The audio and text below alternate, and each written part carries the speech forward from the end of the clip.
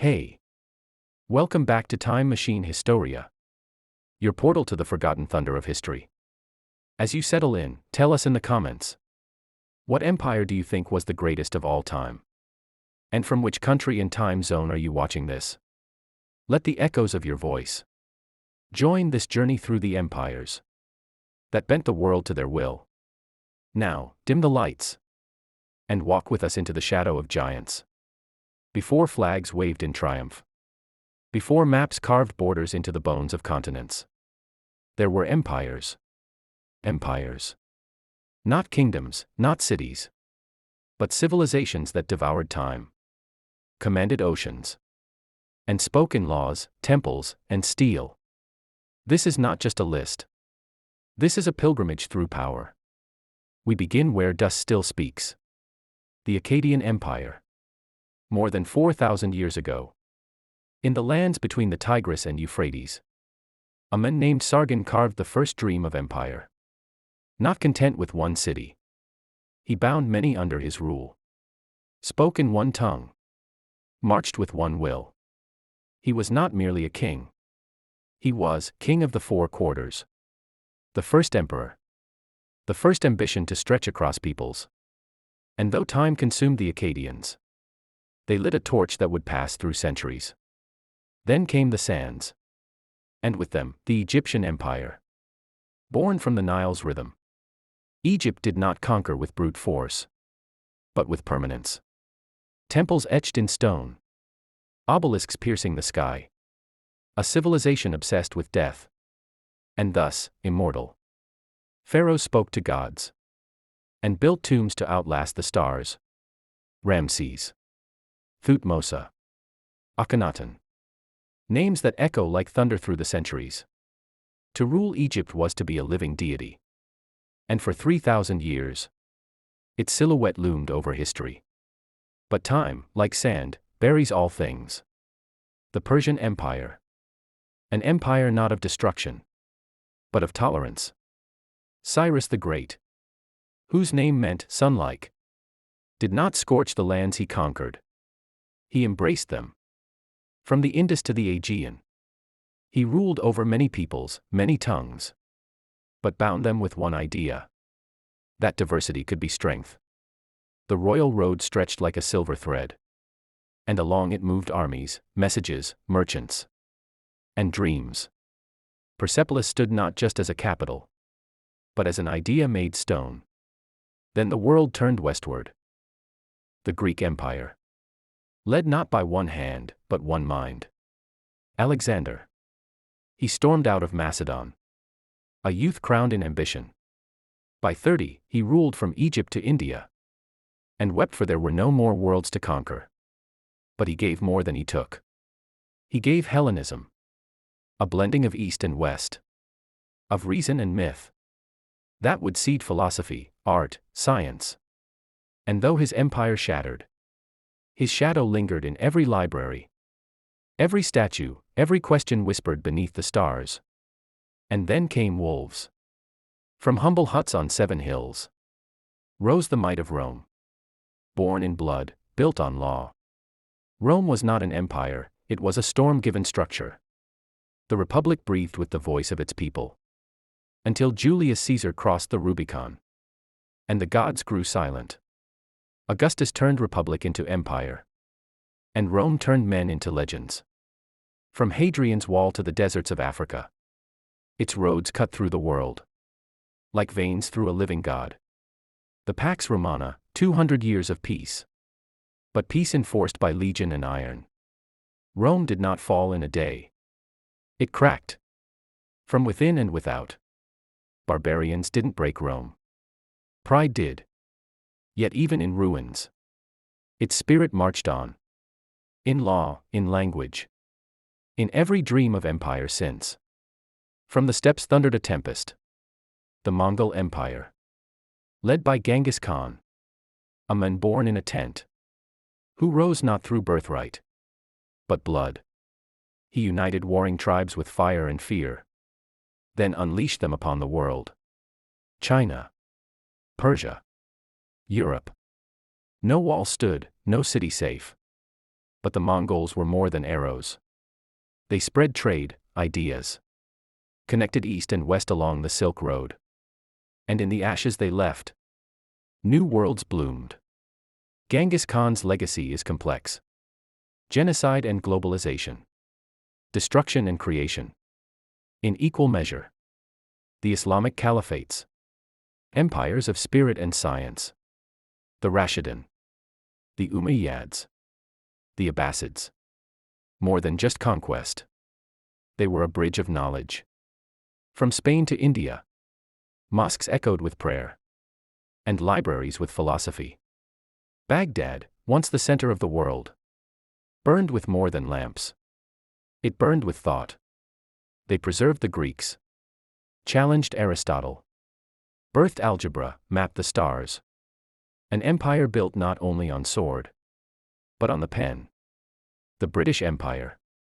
The empire upon which the sun never set.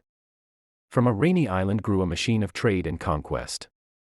It spanned continents. Red blotches on every map. Tea. Steam. Gunpowder. Colonialism wore many masks. Civilization, commerce, control. It brought railroads and rifles. Languages and laws. Pain and prosperity. Depending on where you stood. But no empire holds the sun forever. As colonies stirred, the empire waned. And the world it shaped still wrestles with its shadow. The Ottoman Empire. Born from the ashes of Byzantium. Rose with quiet fury and divine claim. For 6 centuries. It was the gate between worlds. Between East and West. Between crescent and cross. Its sultans ruled with both sword and scripture. Constantinople, reborn as Istanbul, became a jewel, not only of Islam, but of civilization. Poets wrote under domes. Scholars taught in courtyards. Janissaries marched in silence. From Hungary to Arabia. The Ottoman breath-shaped borders still bleeding today. And like all empires, it, too, grew heavy with its own glory. And faded in the firelight of war. The Qing Empire, the last great Chinese dynasty. Grand and immovable like a mountain wrapped in mist. It ruled over more than a third of the world's people. It guarded traditions, language, silk, tea. And the dragon throne. While outside, the world cracked open with guns and steam. The Qing tried to resist modernity. But time is not merciful to stillness. And so, its great gates crumbled. But China endured. Because civilizations are deeper than dynasties. And in modern shadow. Some say the American empire was never declared. But built. Not with emperors, but influence. Not with thrones, but corporations, culture, bases. Its power came not just from war. But from the screen, the dollar, the dream. For better or worse. It shaped the century. And still shapes what comes next. But is it rising still? Or beginning its own long dusk? So we return to the question. What makes an empire great? Is it land? Power? Legacy? Or is it the echo it leaves? In law, in language. In wounds that do not heal. In roads still walked. In ideas still spoken. Empires rise not just on ambition, but on sacrifice. They fall not just from invasion, but from within. From pride, decay, and forgetting what made them mighty. And yet, from every fallen empire, a seed is born. A lesson. A warning. A whisper carried in stone. And so, dear traveler of time, remember. No empire lasts forever. But the stories they leave behind, those echo forever. Welcome back to the Deep Dive, everyone. Glad to have you with us. Today, we're doing something pretty big. We're taking a huge journey, really, looking back across thousands of years. We're diving into these massive forces, these empires that didn't just, conquer land, but actually shape the whole world, the big ones, the most powerful ones in history. So our mission today, well, it's about figuring out what made these giants tick. What were their defining traits? You want to uncover some of the surprising things they left behind, their legacies, and, really understand how they rose so high and then Well, how they eventually fell. We've got sources talking about civilizations that devoured time, commanded oceans, and spoke in laws, temples, and steel. Pretty evocative stuff. But before we get into the specific stories, let's unpack the basics. What actually is an empire? And what did it really take for them to command nations, influence cultures, and leave such a lasting mark on history? That really is the key question, isn't it? Because empire, it's not really a fixed term. It kind of shifts depending on when you're looking and how you're looking at it. But that core ambition, our sources really highlight this. It stays pretty consistent. We're not just talking about, say, a strong kingdom or a big city. No, this is about a whole different scale of ambition, a much broader influence. It's about a civilization trying to go beyond its starting point, projecting power over loads of different peoples across huge stretches of time, creating something way bigger, more influential than where it began. It's this drive, really, to dominate, to unify, and to leave a mark that lasts generations. What's really interesting is seeing how that ambition plays out differently in different times and places. Okay, so if we're talking about that first spark, that initial ambition, we got to go way back, like really way back. Our journey starts, what, over 4,000 years ago? Yeah. In Fertile Crescent, right, between the Tigris and Euphrates rivers. This is where the Akkadian Empire pops up. And it wasn't just another early civilization. Our sources call it the first dream of empire. Yeah, and right there in Mesopotamia, you get this figure, Sargon. Pretty revolutionary guy for his time. Back then, it was mostly these separate city-states, right, often fighting each other. But Sargon, he had a different idea, a much bigger idea. He wasn't just happy ruling his own city, no. He went out and basically tried to bind all these different groups together under his rule. The sources say he wanted them to speak in one tongue, march with one will. Which sounds kind of poetic, but it suggests, a real effort at standardizing things, administration, maybe even language. And he didn't just call himself king, he went big, king of the four quarters. That title alone tells you everything about his ambition, doesn't it? Ruling the known world, basically. He really pioneered this whole concept of one ruler controlling many different peoples over a huge area, and he pulled it off. Partly through new military stuff like better bows and big disciplined armies, but also he seems to have been pretty smart administratively, setting up governors and stuff. Oh, absolutely. It's actually hard to overstate how important the Akkadians were, even though, their empire didn't last as long as, say, Egypt or Rome. If you connect the dots, they really did lay down the first proper blueprint for what an empire could be.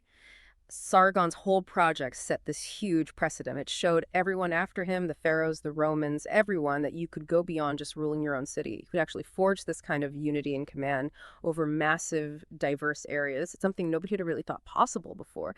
The idea of one central ruler, one administration, one will across a vast space that was genuinely revolutionary. Our sources say they lit a torch that would pass through centuries, and that's not an exaggeration. It inspired empire builders for thousands of years. It was more than just politics. It was like a conceptual breakthrough, proving this massive scale wasn't just a fantasy, even though, yeah, they eventually succumbed to internal problems, rebellions, maybe climate issues. Time caught up with them relatively quickly. But the idea they planted, that immense power and control were possible, that stuck around. Right. So from Akkad's foundational but maybe shorter-lived dream, we shift focus to somewhere that mastered longevity like almost nowhere else. We're moving to Egypt, land of the pharaohs, a civilization literally shaped by the Nile's rhythm, its predictability. But what's really striking about Egypt is how they did it, how they maintained control. It seems less about just pure conquest and more about permanence, like building things to last forever. Exactly. Unlike some empires that maybe just relied on smashing armies, Egypt's 3,000-year run, which is just staggering when you think about it, came from this almost obsessive focus on eternity. I mean, look at what they built. It wasn't temporary. Temples carved from solid rock, meant to outlast everything. Obelisks shooting up into the sky, still standing today. It was, as one source put it, a civilization obsessed with death, and thus immortal.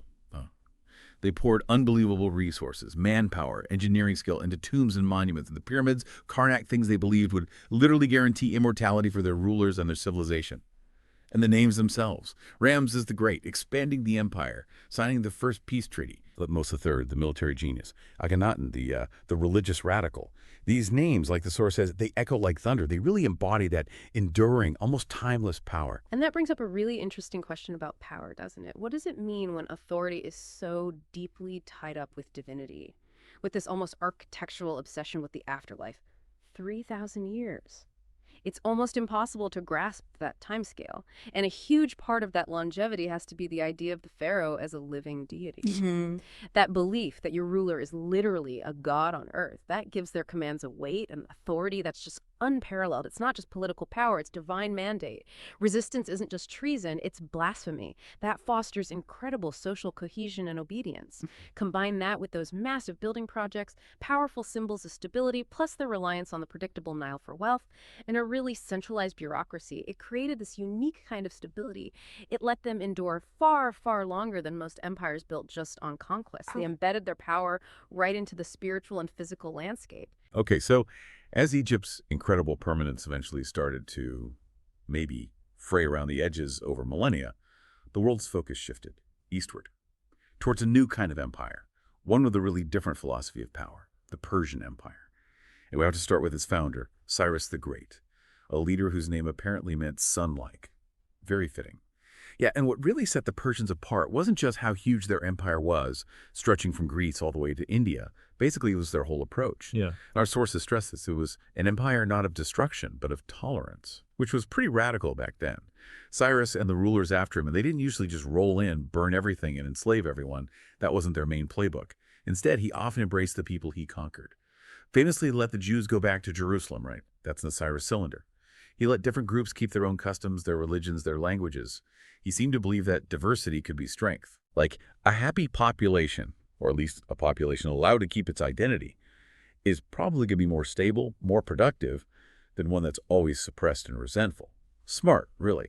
And to run this massive, diverse place, incredible infrastructure. The Royal Road, that thing was amazing. Thousands of miles long, like a silver thread across the empire, the source says.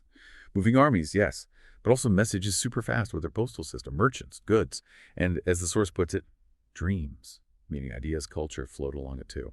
And their capital, Persepolis. Wow, it wasn't just a city, it was like an idea made stone, showing off all the different peoples bringing tribute, united under Persian rule. It's genuinely fascinating, isn't it? And so different for its time. This idea that you could build lasting power through integration, not just brute force subjugation. The Persian way was such a contrast to, say, the Assyrians before them, who were known for their brutality. And different from many who came later, too. By not crushing local identities, but by letting people keep their religions, their laws, Cyrus and his successors actually reduced the chances of rebellion. They fostered a level of loyalty. It wasn't just being nice, it was incredibly practical politics, good administration. It meant they could spend resources on building roads, on efficient government, on economic growth, instead of constantly putting down revolts. It proved that a huge multi-ethnic empire could actually work, could thrive by using its diversity as a strength. Created a remarkably stable and wealthy empire that lasted for centuries. Okay, so from Persia's strategic tolerance and massive administration, we pivot again, westward this time, to an empire, or maybe more like the explosive spread of an idea, driven by one incredible, almost mythical figure, Alexander the Great.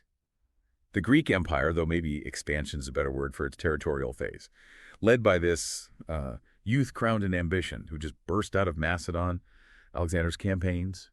There's just something else, a total whirlwind. He fundamentally changed the map for the Greeks, his speed, his tactics, the Macedonian phalanx, using cavalry and infantry together. He just kept winning against bigger armies. Our sources say by 30, he ruled from Egypt to India. Just mind-boggling territory conquered in, what, a decade? And that story, maybe legend, maybe true, that he wept for there were no more worlds to conquer. If it says so much about his drive, maybe his whole identity was tied up in constant conquest.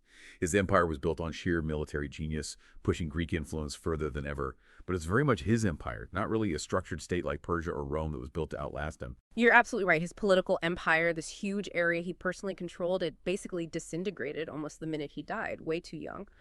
And yet, if we look at the bigger picture, his real legacy wasn't the land. Our sources say he gave more than he took. And what he gave was Hellenism, this incredible cultural fusion, a mix of Greek ideas with Eastern traditions, reason and myth blending together. And that culture, Hellenism, didn't just survive, it thrived for centuries. It planted the seeds for so much future philosophy, art, science across all those lands he touched. Think about cities like Alexandria in Egypt with its famous library, or Antioch. They became massive centers of learning, science, art. Hellenism gave us new philosophies like Stoicism, it advanced geometry, medicine, realistic sculpture that the Romans later copied. So even though his empire was short-lived, his shadow lingered, as the source says, in every library, every statue, every question whispered beneath the stars. The ideas, the art, the science that came out of Hellenism influenced Rome, the Islamic Golden Age, everything. It's maybe the best example of how cultural and intellectual influence can be way more lasting, way more impactful than just holding territory. The Greek Empire achieved a kind of immortality through ideas. Right, and from those Greek ideas, we move to the masters of structure, of law, of sheer organized power, Rome. The sources paint such a vivid picture of its start.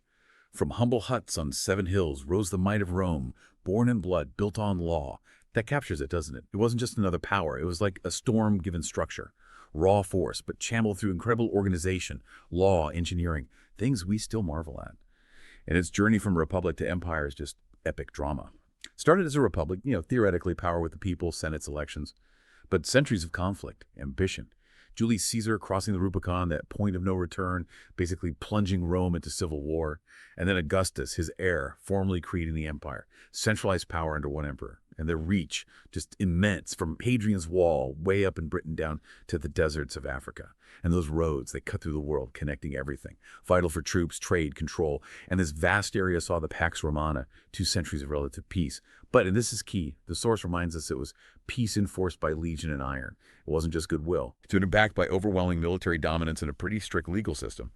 That system, Roman law, though, its ideas about civil law, universal principles, still hugely influential in legal systems all over the world today. It is fascinating, isn't it? How that very strength, the structure, the order, the law, might have also held the seeds of its decline.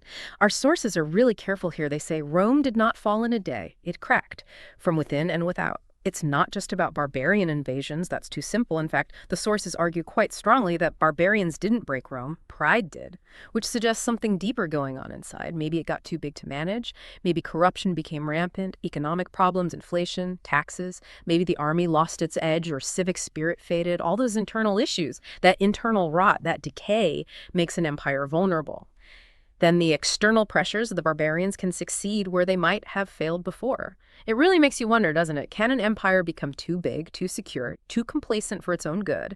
Does that lead to the internal weaknesses that eventually bring it down? That's a really thought-provoking question. And you see echoes of it in other empires, too. The decline is almost never just one thing, is it? But even as it crumbled, Rome's influence. Yeah. It just kept marching on. Its legacy is everywhere. Absolutely. In law, in language, in every dream of empire sense. Roman legal ideas, as you said. All the Romance languages, French, Spanish, Italian, derived from Latin. And just the very idea of a huge, organized, engineered empire based on law and civic order. That became the model for so many others. Okay, so from Rome's structured power, we pivot dramatically to something more like a force of nature erupting from the plains. The Mongol Empire. That name still carries weight, doesn't it? Images of horsemen, conquest, maybe destruction. And at its center, Genghis Khan, a man who came from literally nothing, born in a tent, the source says, rose through sheer will, ruthlessness, and strategic brilliance. Genghis Khan's real genius, maybe, was uniting those nomadic tribes on the steppes. They were always fighting each other before him. He forged them into this incredibly disciplined, loyal, terrifyingly effective army, using fire and fear, as the source puts it. He gave them a law code, the Yasa, organized them brilliantly, and once they were united, he just unleashed them.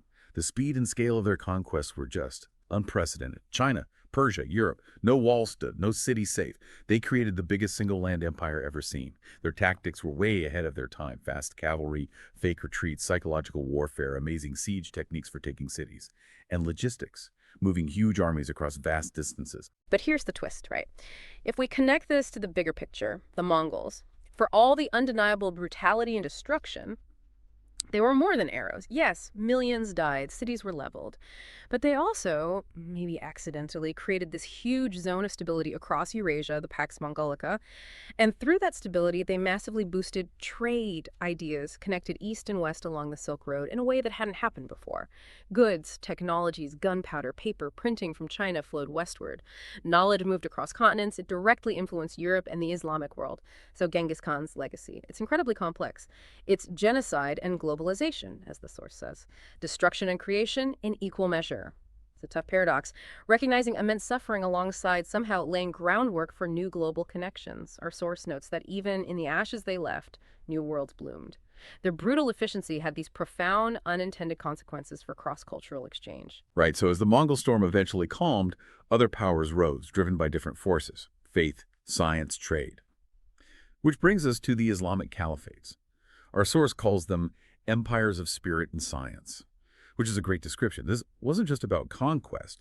It was about the incredibly rapid spread of Islam, yes, but also this amazing period of intellectual growth, a vital bridge of knowledge between ancient times and, well, us. We're talking about the Rashidun Caliphate, the initial expansion, then the Umayyads setting up a big administration, and especially the Abbasids, their golden age of learning.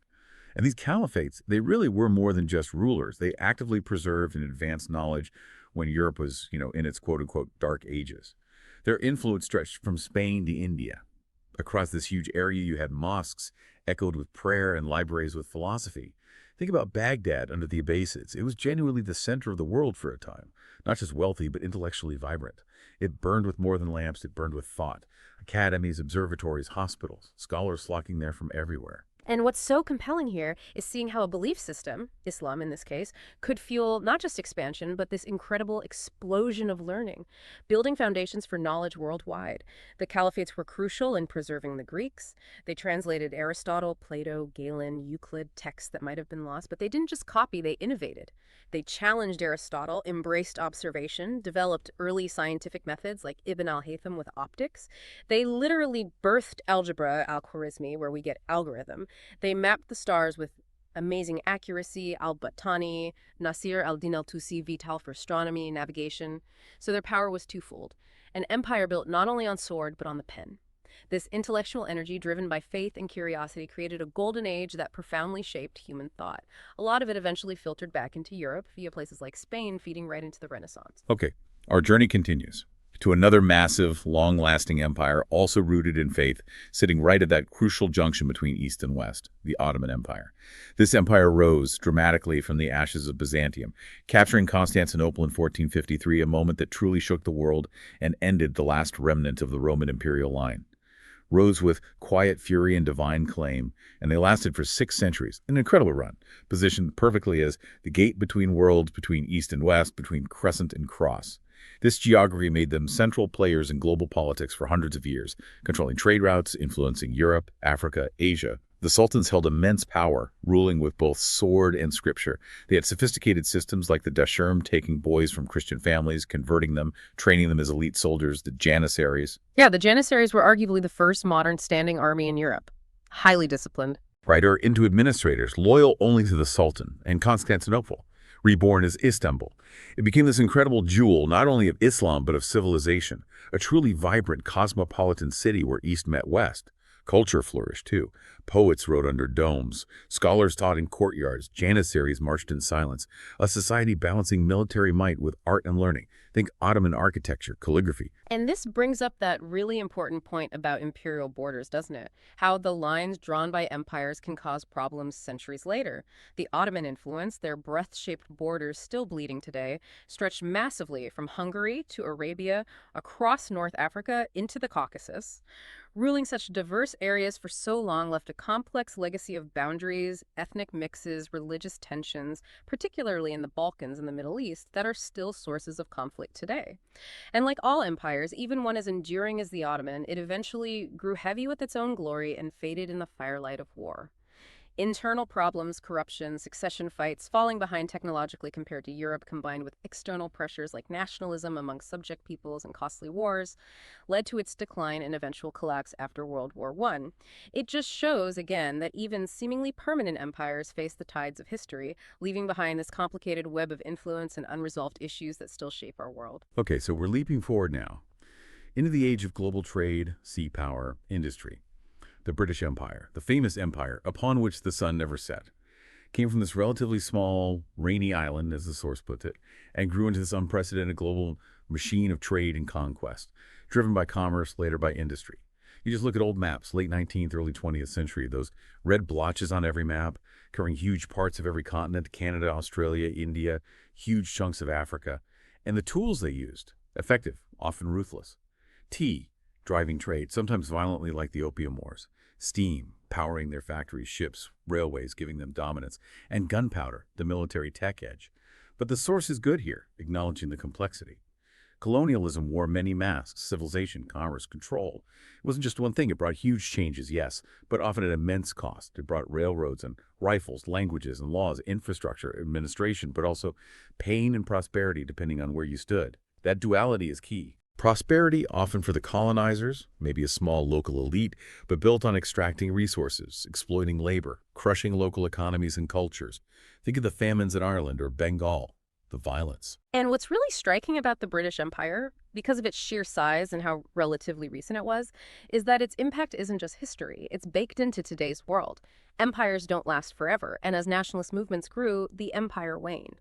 Independence came, often after struggle. But even as it formally ended, its influence is just massive. English as a global language, parliamentary systems, common law, and many former colonies, even sports like cricket. But there's the other side, too. The ongoing issues from decolonization, those arbitrary borders causing conflict, economic structures that are hard to shake off, debates about historical wrongs, reparations, and the world it shaped still wrestles with its shadow. The consequences, good and bad, intended and unintended, are still playing out all around us, shaping politics, culture, economics today. It shows how an empire's end is never really a clean break. The ripples go on for centuries. Okay, from that globe-spanning empire, let's look at a different kind of power, one that maybe tried too hard to hold back change. The Qing Empire in China.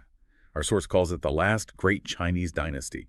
Presented itself as grand and immovable, like a mountain wrapped in mist, representing this incredibly deep, continuous civilization. And the scale inside China was just enormous. At its peak, the king ruled over more than a third of the world's people, a demographic giant with this complex bureaucracy managing it all. And internally, they focused heavily on preserving their identity, their traditions, against outside influence. They guarded traditions, language, silk, tea, and the dragon throne. Holding on to their culture, Confucianism, the examination system, their view of themselves as the Middle Kingdom, the center of the world. They valued stability, cultural purity, maybe saw themselves as self-sufficient. But if we connect that to the bigger picture, the king's story really shows how even the biggest, most seemingly self-contained powers can get overwhelmed by global shifts. Our source highlights that contrast so starkly. While outside, the world cracked open with guns and steam, the Industrial Revolution, aggressive Western imperialism. The king tried to resist modernity, tried to hold on to their ways, but as the source says, time is not merciful to stillness. That resistance, or maybe inability to adapt quickly enough, just didn't work against these new forces. It led to defeats like the Opium Wars, internal chaos like the massive Taiping Rebellion. These weakened the empire enormously.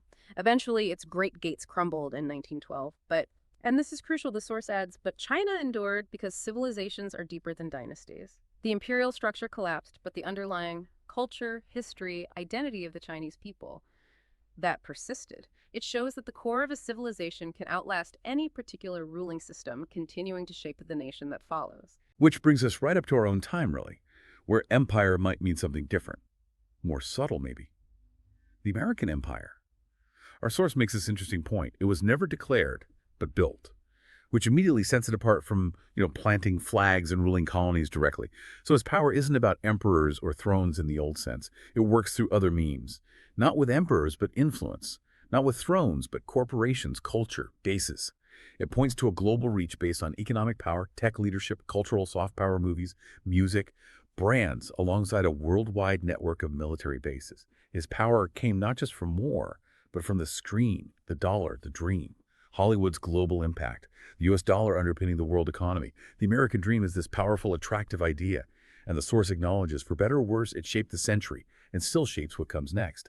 Recognizing this pervasive influence, whether through global institutions, trade deals, tech standards, cultural trends, it's less about direct rule, more about setting the terms of the game globally. And this leads us to that really central, maybe provocative question for today. How do we even define empire now? Can power that works through influence, not invasion, be just as significant as the old empires? Our sources end this part with a question that kind of hangs in the air, but is it rising still, or beginning its own long dusk. It really challenges us. Do the old patterns of rise and fall still apply when power looks like this? Economic leverage, cultural sway, tech dominance instead of direct control. We have to rethink our historical models. Does this kind of influence share the core DNA of past empires? And does that mean it's subject to the same cycles of growth and decay? Maybe, the fact that this influence is so widespread, less tangible, makes its potential decline harder to spot, or maybe even makes it more resilient in some ways. What do you think? That's a great point. Is it a new kind of endurance or just a slower, less obvious path towards the same end? It definitely changes how we think about what an empire even is.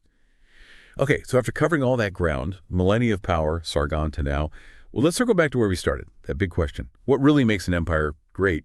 Is it just the land, the armies, the money? Or is it something more lasting, the legacy, the echoes it leaves behind long after the flags come down? Or maybe, like the sources suggest, it's about the stories, the lessons that get woven into humanity's experience. Well, what's really striking looking across all these different examples is that while every empire is unique, its culture, its context, how it ruled, you see these definite patterns repeating, both in how they rise and how they fall. Our sources pull this together really well. Empires rise not just on ambition, but on sacrifice. That means huge costs. Lives lost in wars, resources poured into building and expanding, constant innovation just to keep control. Think Roman engineering, Mongol logistics. None of it came cheap. And then the fall. It's not just from invasion, but from within, from pride, decay, and forgetting what made them mighty. We saw that so clearly with Rome, internal problems, maybe arrogance, losing sight of core values, weakening them before the final pushes from outside, or the king, struggling to adapt, resisting change from within. Those internal factors often make an empire brittle, so external shocks that it might have once handled become fatal. It's almost a historical law. The seeds of decline are often planted when an empire is at its peak. And this is where it gets really fascinating for me. Even when they fall, they don't just vanish, do they? Every empire leaves something behind. Seeds, lessons, warnings, whispers in stone. The influence stays. It's there in law, like Roman law shaping legal systems today. It's in language, Latin roots, Persian words, English everywhere now. It's definitely there in wounds that do not heal, those colonial borders still causing conflict, the lasting scars of exploitation. But it's also in routes still walked. Actual Roman roads still in use, aqueducts, and crucially, in ideas still spoken, Greek philosophy, Islamic science, political concepts. These echoes, good and bad, are still shaping our world right now. They give us these incredible insights into power, ambition, and just the rhythms of history. #tagoutro. So as we wrap up this pretty epic deep dive into these world-shaping empires, let's just pause on that core message from our sources. It's stark but true. No empire lasts forever. We've seen it again and again today. From Akkad's first dream right up to the complexities of modern influence, that cycle of rise and fall that seems relentless, part of the human story, but the stories they leave behind. Those absolutely echo forever. They're more than just history lessons about battles and borders.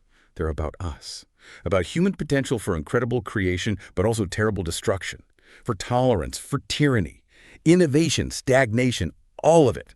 So what does it all mean for us now, living in our own time? Well, maybe understanding how these giants rose and fell, the forces at play.